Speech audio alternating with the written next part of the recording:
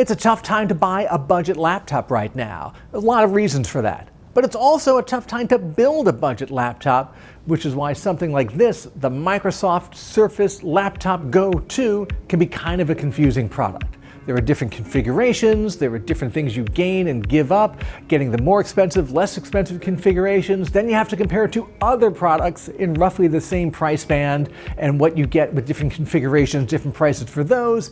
Either way, there's a lot of math involved and you may not come to a satisfactory answer at all. Recently, I started thinking a lot about what a budget laptop means, especially because a lot of us are looking to spend less on new technology going forward, especially because going into the back-to-school season, inexpensive but good laptops, that's a real premium thing that you want to make sure that you get if you're going to high school, if you're going to college. So having done some thinking about this, I pretty recently decided that the definition of a budget laptop had to change a little bit. We usually considered something that's about $500, maybe a little bit more, to be a budget laptop. Frankly, with inflation and with supply chain issues and with people simply demanding more from their machines, and we're really closer to $700 right now is kind of the top end of the budget laptop spectrum. Now this all goes back to 2020. That's when Microsoft said, we have this product, the Surface Laptop. It's a nice premium laptop. Frankly, I like it a lot. Let's make a less expensive version of it. It was called the Surface Laptop Go, after the Surface Go, which again was a cheaper version of the Surface tablet itself. And it was a pretty decent looking machine. It started at $550, and for that you got nice aluminum body, a 3:2 aspect ratio screen that frankly seemed pretty generous, nice keyboard, touchpad, touchscreen, a lot of good features in there. However, there were some compromises. The first compromise was this thing only had 4 gigs of RAM, which seemed crazy for a Windows system even in 2020. It also had 64 gigs of storage, again, very little. So now here in 2022, the Surface Laptop Go 2 also starts with that same 4 gigs of RAM. It's $600 now. The starting price is a little bit more. I can't in good conscience say you should get a Windows 11 laptop with 4 gigs of RAM.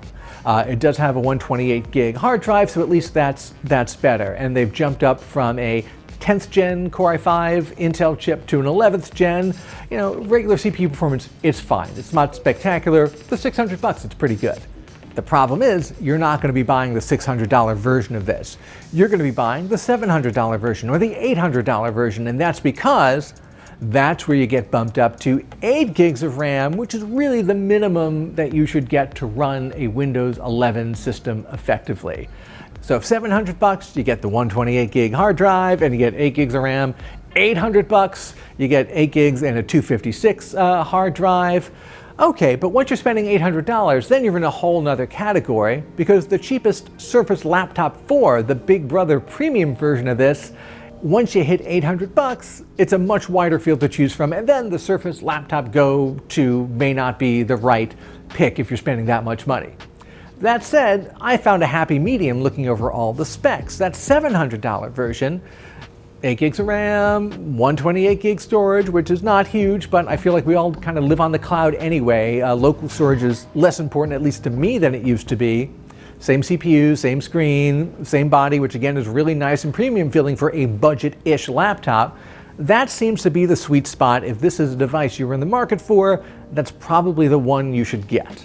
So there's a lot I like about the Surface Laptop Go 2. First of all, it's a pretty sharp looking laptop. It's got a nice aluminum body, feels like a much more expensive product than it is, especially considering it starts at $600, and whichever version you get basically the same body. It's got a decent fingerprint reader built in right into the power button, but that's only on the higher 2 configurations, not on the least expensive one. Just keep that in mind. It's got a nice 12.4-inch screen. It's a 3:2 aspect ratio, so it's a little bit taller, which is actually great for reading documents and doing work. And I find that a lot of laptops are moving to this less widescreen aspect ratio, and I think it's a net plus for most people. It's a pretty decent screen. It's a touch screen, which is something you don't often find in budget laptops, although the resolution is a little lower than Full HD. I didn't really notice it that much. I think the screen is overall a net plus. Now, in an era when a lot of laptops are cutting down on the number of ports, maybe just 1 or 2 USB-C ports for everything, power connectivity, at least here you get 1 USB-C, one full-size USB-A, which is getting harder to find but still pretty useful for a lot of people, and a headphone jack, and also a Surface power connector on the other side. Now you can charge this through USB-C, but Microsoft also has something called the Surface Power Connector, which is sort of their version of if you took the MagSafe connector from a MacBook and you said, how can we make this worse in every way possible? I only plug this thing in through USB-C, and I bet that's what you're going to do also. Now inside you're going to find an 11th generation basic Intel Core i5. The problem is newer laptops are up to 12th generation chips, so this is already a generation behind. So it wasn't a particularly speedy laptop, especially because you're getting the same chip at the most expensive model that you get with the least expensive model. But for everyday use, I found it fine. Web surfing, writing, watching videos. Now because this is a small, thin laptop, just a 12.4-inch screen, you'd think of it as being very travel friendly. So I put it to the ultimate test because right after I got it, I had to take a cross-country trip, a 6-hour airplane ride, and I said, I'm gonna take the Surface Laptop Go 2 with me.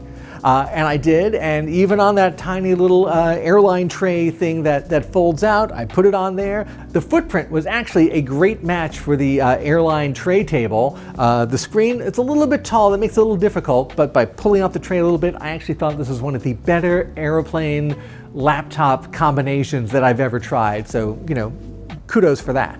Now there's something else interesting about the new model of the Surface Laptop Go 2, and that is it is available in a very interesting, or at least interesting to me, color. Previously, Surface stuff can come in like, you know, a gold and a gray and a silver. They've added a new one called Sage. Now, Sage Green is apparently the hot color of 2022. So when I got the Surface Laptop Go 2 in the mail, I opened up the box and I was a little disappointed. I was like, oh, they just sent me the gray version. This is not the Sage Green version. Then I looked on the back of the box. It was actually the Sage Green version. So the green is so subtle, I actually had to put it next to another really gray laptop in order to see the difference. So when you look at it closely, yes, you can tell it's Sage Green. It's not really popping out at you. And I like the color, and I can see why it's like the hot color of 2022, but don't expect this thing to jump out and be like, hey, I'm green. Now, because this is a budget laptop, there are certain things you're just plain not going to get, and the biggest disappointment for me was this has a regular old 720 resolution webcam, when so many other laptops are finally moving up to full HD 1920 by 1080 cameras, which is important because we're all spending a lot more time in video meetings now, and the difference between a 720 camera and a 1080 camera is frankly huge. So hopefully that's something we'll see in a future generation of Surface Laptop Go, but you're not getting it this time. So in the end, the Surface Laptop Go 2, it's a difficult product to wrap your head around. It's a nice looking budget laptop, but the most budget priced version of it is just not acceptable for a bunch of reasons. Not enough RAM, doesn't have the fingerprint reader. The higher end versions are actually pretty nice, but once you get to the top tier, you may as well go shopping for just a regular mid-price / low-end premium laptop. You're kind of stuck right in that middle band there. So who is the Surface Laptop Go 2 really aiming for? What's the ideal audience? It's probably somebody who's shopping for a budget laptop, but at the very highest end of what you would call the budget spectrum. And that is probably a fairly thin slice of the audience. Although I did enjoy my time with the Surface Laptop Go 2, and I thought it was an excellent flight companion. Don't forget to read my full review of the Microsoft Surface Laptop Go 2. The full link to that on CNET is in the description below.